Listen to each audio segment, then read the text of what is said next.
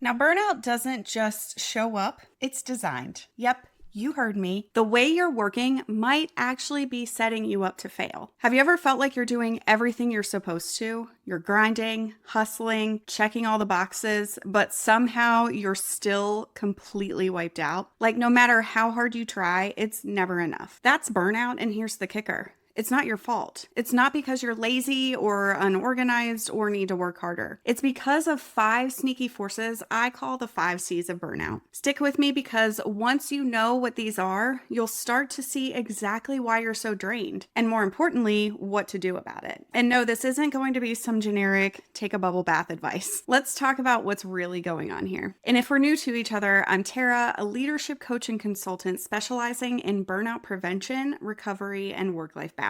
I help seasoned leaders and organizations design burnout-resistant careers and workplaces by addressing the 5 C's that drive burnout. I'm passionate about helping you improve your relationship with work so that you can find the energy to do the things you love and reconnect with the parts of you that burnout has pushed aside. You deserve to feel balanced and badass, and I'm here to help you get there. Hit subscribe and let's get you living your best life, my friend. Okay, so burnout sneaks in slowly like a bad habit. It's saying yes to one too many things, skipping lunch because you're too busy, or staying up trying to meet that deadline. And then boom, one day you hit a wall. You're exhausted, you're overwhelmed, and feeling like you're barely holding it together with duct tape and caffeine. And you're not alone if this sounds familiar. Burnout is built by 5 specific forces: conditions, culture, convictions, choices, and capacity. These forces don't just drain you, they feed off of each other. Think about it. Bad working conditions make your workday miserable, which feeds into a toxic culture where overworking is rewarded. That makes you believe that you have to do more to prove your worth. So you say yes to too much and ignore your limits until you're completely tapped out. It's a vicious cycle, but the good news is it's a cycle that you can break. So let's start with conditions. This is the playing field that you're working on. And let me guess,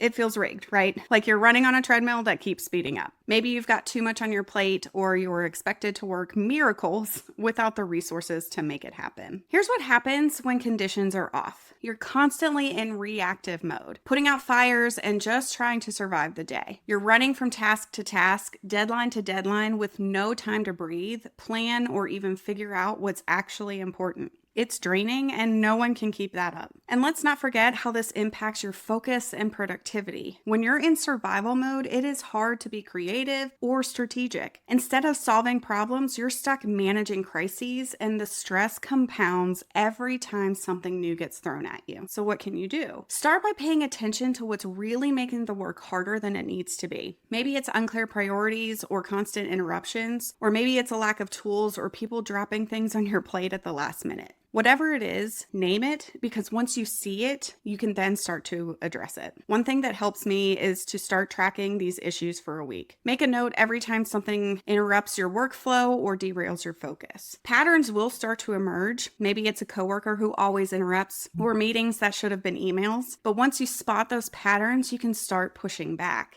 Another tip is to start asking for clarity. If your priorities aren't clear, don't guess. Ask your boss or team what's actually urgent. You'd be surprised how often the emergencies aren't really emergencies at all. And if resources are the problem, speak up about what you need. It's not complaining. It's advocating for the tools and support required to actually do your job well. And if you're worried about how it'll come across, try framing it like this. Here's what I need to meet this goal effectively. How can we make that happen? Next up is culture. And this one's sneaky because it's not always obvious. Culture isn't the stuff in the employee handbook or the posters in the break room about teamwork and excellence. It's the unspoken rules, the stuff that people don't actually say out loud, but you just kind of know or pick up on. Does everyone skip lunch? Do they stay late? Are they answering emails on weekends? Those are cultural norms, and if they're toxic, burnout isn't far behind. A toxic culture doesn't have to scream in your face. It kind of whispers. It convinces you that overworking is just how things are done here, and that if you don't keep up, you'll look like you're slacking. And here's where it gets dangerous. Toxic culture creates guilt. Have you ever taken a day off and spent the whole time worrying about what people are saying behind your back? Or maybe you finally set a boundary only to feel like you're letting the team down? That's not you being too sensitive. That's cultural pressure doing its thing. But I'll tell you this, you don't have to accept a toxic culture as your forever reality. Boundaries are your best friend here. Start small. like actually taking your lunch break. And yeah, I know it's easier said than done, but sometimes you've got to set the tone yourself before things start to shift. And I know what you're thinking. If no one else is doing it, why should I? But here's why. Because someone has to go first. And that someone can be you. Maybe you start by shutting down your laptop at 6 p.m. or not answering emails until the next morning. Trust me, people will notice, and some of them will start to follow your lead. Now, I'm not saying one person can magically fix a toxic culture. If leadership is the problem, or if the unspoken rules are so baked into everything, that's a much bigger challenge. But you can protect yourself within it. If you're feeling bold, you could also push for clarity. For example, if you're getting emails at all hours, try asking, what's the expectation for after hours communication? Sometimes leadership doesn't even realize the pressure that they're putting on the team. And if the culture doesn't shift, maybe that's a sign that you need to ask yourself a bigger question. Is this a place that aligns with your values? Because there are companies out there that respect boundaries and prioritize well-being. You don't have to stay where the culture makes you feel small, invisible, or burned out. Now let's talk about convictions,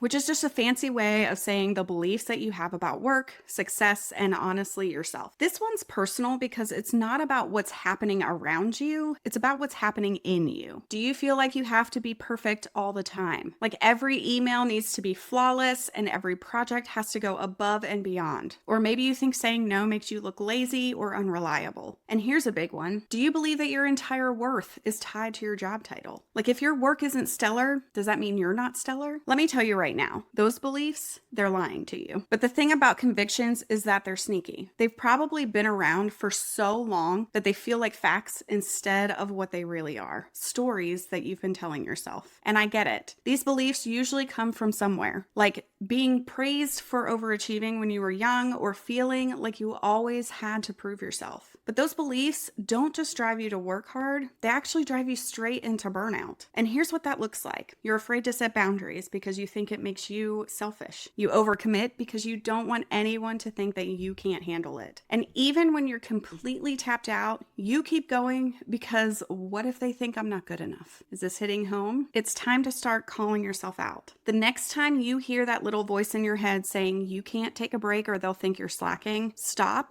and ask yourself, is that actually true? Most of the time it's not. And even if someone does think that, does it really matter? Your health and well-being matter a hell of a lot more than someone's wrong opinion of you. Another thing to try is to start reframing those beliefs. Instead of I have to do this perfectly, tell yourself that good enough is good enough. It might feel weird at first, but trust me, letting go of that perfectionism is one of the most freeing things you can do. Your worth isn't in your job title, your output, or how many things you check off your to-do list. Your worth is in you, the person you are, not the work you do. The sooner you start separating the two, the sooner you can stop burnout in its tracks. And fourth on the list is choices. Every time you say yes to one thing, you're saying no to something else, and usually that something else is pretty important, like downtime, your mental health, or the weekend you desperately need to recover. If you're anything like me, you've probably said yes way too often, thinking it's easier to just do it than to explain why I can't.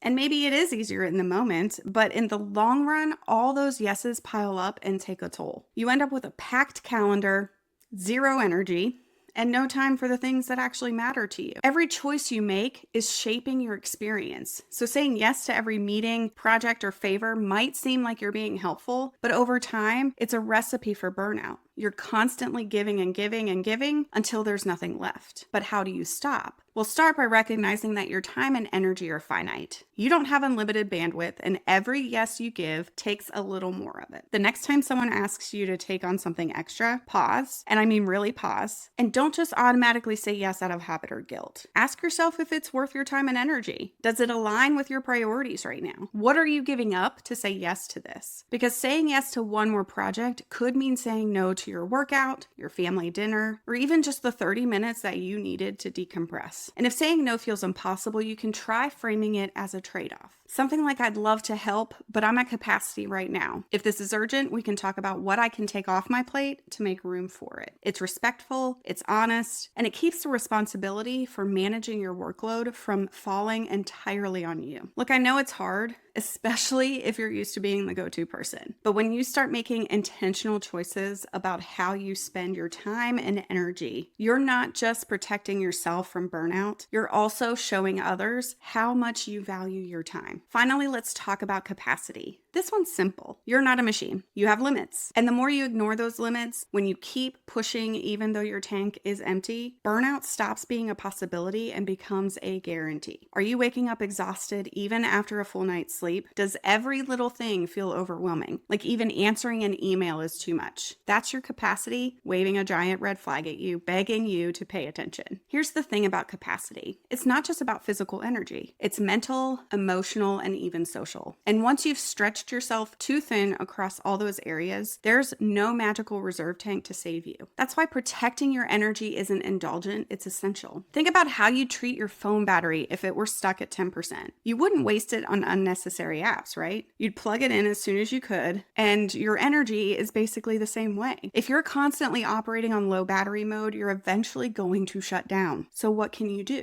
First, start listening to your body and mind. If you're tired, rest. If you're overwhelmed, step away. Stop waiting for permission to take care of yourself and act like it's your job to protect your energy, because it is. And yes, I know taking breaks sounds almost impossible in a world that glorifies being busy, but trust me, even just 5 minutes can make a huge difference. Block time on your calendar for a quick walk, a deep breath, or even just sitting quietly with your thoughts. Those little moments of recovery do add up. Another thing to try is to look at your schedule and ask yourself, what's draining me the most right now? Is it back-to-back meetings? A never-ending to-do list? Figure out where your biggest energy leaks are and start plugging them. Or as I like to say, find your energy gains and drains and do more of the gains and less of the drains. Maybe that means saying no to the extra task or delegating something that's been hanging over your head to someone else. Capacity is about doing the right things with the energy that you have. And when you start treating your energy like the valuable resource it is, you'll notice a difference. Tasks won't feel as impossible. Sleep will start to feel like sleep again. And maybe, just maybe, you'll stop feeling like a walking zombie. So conditions, culture, convictions, choices, and capacity. These aren't just separate forces driving burnout. They're interconnected like a messy web of stressors that feed off of each other. Think of them as dominoes. One falls, it triggers the next, and suddenly you're caught in a chain reaction. The result? Burnout that feels impossible to escape. But it's not permanent, and breaking just one link in the chain can shift everything. It often starts with conditions, chaotic workloads, or unclear priorities. That chaos creates a workplace culture where overworking becomes the norm. And over time, that culture reinforces harmful convictions like I have to prove myself by doing more. Those beliefs lead to unhealthy choices, saying yes to everything, skipping breaks, and pushing yourself to exhaustion. And eventually, all of this drains your capacity, leaving you physically, mentally, and emotionally tapped out.